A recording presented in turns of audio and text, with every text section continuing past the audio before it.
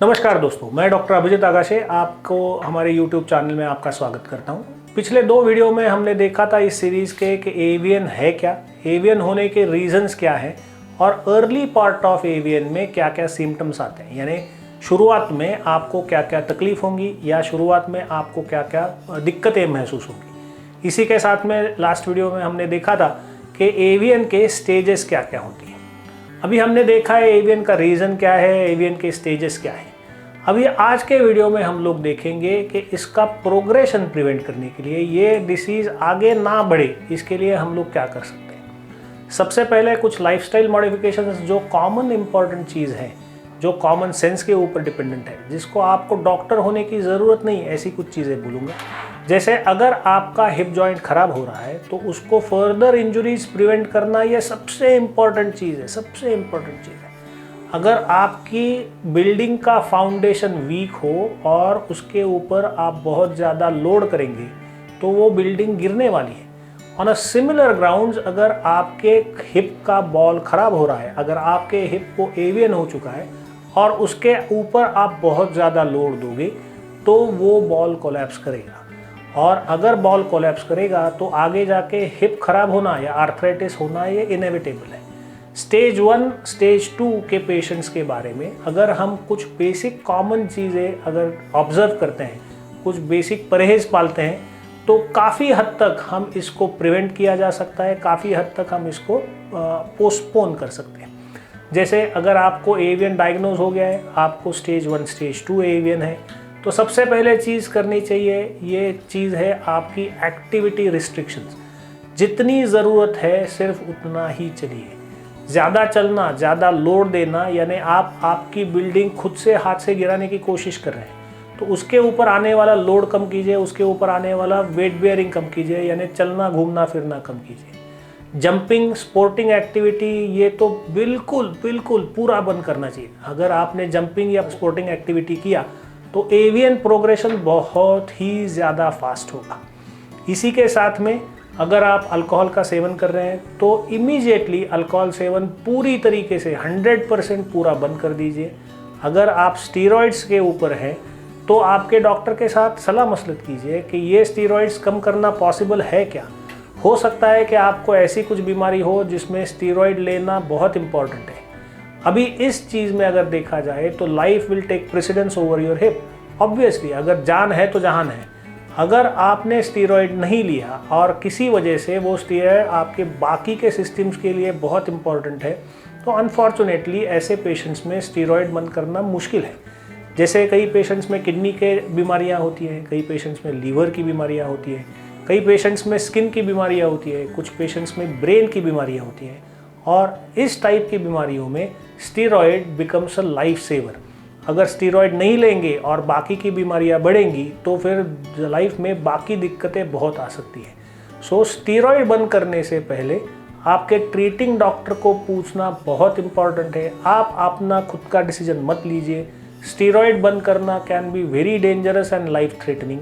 सो steroid बंद करने से पहले आपके डॉक्टर की सलाह लीजिए। ये हो गया बेसिक कॉमन सेंस कि आपको वेट बेयरिंग टालना है, खेलना कूदना टालना है, पालथी मार के बैठना टालना है, इंडियन स्टाइल से संडास पेशाब को नीचे बैठना टालना है। हो सके तो सीढ़ी उतरना चढ़ना कम कीजिए, स्पोर्टिंग एक्टिविटी पूरी बंद कर दीजिए, अल्कोहल कंजम्पशन पूरा बंद कीजिए, और अगर हो सके तो स्टीरॉइड का भी खाना आपको बंद करना चाहिए। ये कॉमन एक्टिविटीज़ के बाद में कुछ ऐसी चीज़ें हैं जो मेडिकली की जा सकती हैं टू प्रिवेंट द प्रोग्रेशन। आपका जॉइंट स्टेज 2 या स्टेज 1 से स्टेज 2 ना जाए, स्टेज 2 से स्टेज 3 ना जाए, इसके लिए ये क्या चीज़ें हम लोग कर सकते हैं। तो सबसे पहली चीज़ है, हम कुछ टैबलेट्स दे सकते हैं जिसको बिसफॉस्फोनेट ग्रुप कहा जाता है।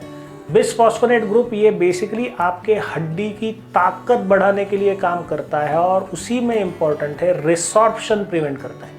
यानी हड्डी ये एक नॉर्मल स्ट्रक्चर है जिसमें आदान प्रदान हड्डी का अंदर के कैल्शियम का ये होते रहता है।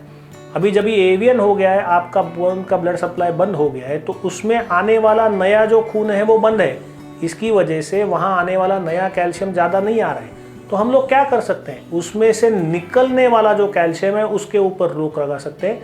इसे बोलते हैं एंटी रिसॉर्प्टिव थेरेपी, यानी उसकी ताकत बढ़ाने के लिए, उसकी ताकत कम होना ये रोकने के लिए प्रयत्न किया जा सकता है। उसमें बिसफॉस्फोनेट ग्रुप करके एक ग्रुप है मेडिसिन का, जिसका काफ़ी हद तक उपयोग है, ऐसा आज तक के हमारे काफ़ी सारे जर्नल्स में देखा गया है। मगर अनफॉर्चुनेटली ये bisphosphonate groups do help only in the first few stages of your disease. अगर आपका डिसीज स्टेज 1 या स्टेज 2 में है तो बिसफॉस्फोनेट काफ़ी हद तक आपको मदद करेगा। इसी के ऊपर एमआरआई में अगर आपका एवियन डायग्नोज हो चुका है और कार्बोक्स एंगल करके एक एंगल आता है, ये एंगल आपका बहुत ज़्यादा बड़ा है, तो हो सकता है कि ये दवाइयाँ, ये गोलियाँ आपके ऊपर बहुत ज़्यादा असरदार ना हो। सो एमआरआई का रोल कहाँ आता है? तो एमआरआई का रोल इस जगह पे आता है कि आपका कार्बोक्स एंगल क्या है ये देखना है। सो जैसे मैंने पहले 2 वीडियो में बोला था कि x ray is the most important investigation. X ray के ऊपर अगर स्टेज 1 या स्टेज 2 है और एमआरआई के ऊपर आपका कार्बोक्स एंगल बहुत ज़्यादा बढ़ाया हुआ नहीं है, तो आपको कुछ मेडिसिन से फ़ायदा हो सकता है। ये मेडिसिन में सबसे पहले ग्रुप जो मैंने बोला बिसफॉस्फोनेट, दूसरा ग्रुप जो आता है वो है कैल्शियम। जैसे कैल्शियम बाहर निकालना हमको रोकना है, उसी तरीके से कैल्शियम अंदर धकेलने का कोशिश, ये भी इम्पॉर्टेंट है। इसी के साथ में तीसरा ग्रुप आता है ब्लड थिनिंग एजेंट्स, जिसमें हम लोग आपके खून का पतलापन बढ़ाते हैं, उसकी वजह से खून अंदर तक पहुंच सके, इसके लिए हम लोग ट्राई करते हैं। अगर अंदर तक खून पहुंचेगा तो जो मैंने मेडिसिन दी है ये मेडिसिन अंदर तक जाएंगी और अंदर जाके काम करेंगी। बिसफॉस्फोनेट्स, कैल्शियम और ये आगे का ब्लड थिनिंग एजेंट्स, इसके अगर फ़ायदे नहीं हो रहे तो, और अगर आपका स्टेज 2A या स्टेज 2B पे ऑलरेडी चला गया है, जो unfortunately most of the cases जो हमारे पास ऑर्थोपेडिक सर्जन के पास आते हैं वो स्टेज 1 या स्टेज 2A में नहीं आते।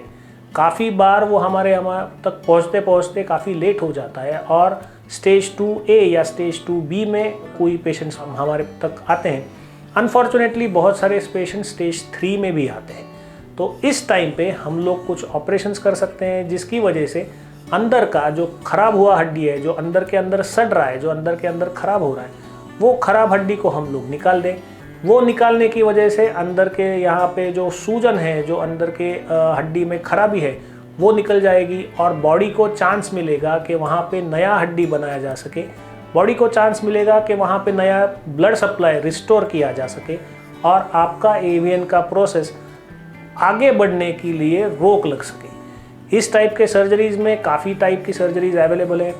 जस्ट एन्यूमरेट करने के लिए उसको कोर डिकम्प्रेशन किया जा सकता है, उसको मसल पेडिकल बोन ग्राफ्टिंग किया जा सकता है, उसको बीमैक प्रोसीजर की जा सकती है, उसको फ्री फिबुलर ट्रांसफ़र किया जा सकता है, या आपके ही हड्डी में से निकाल के टेस्ट ट्यूब बेबी जैसे आपके हड्डी के ही सेल को बढ़ा के ये हड्डी का सेल वापस अंदर डाला जा सकता है।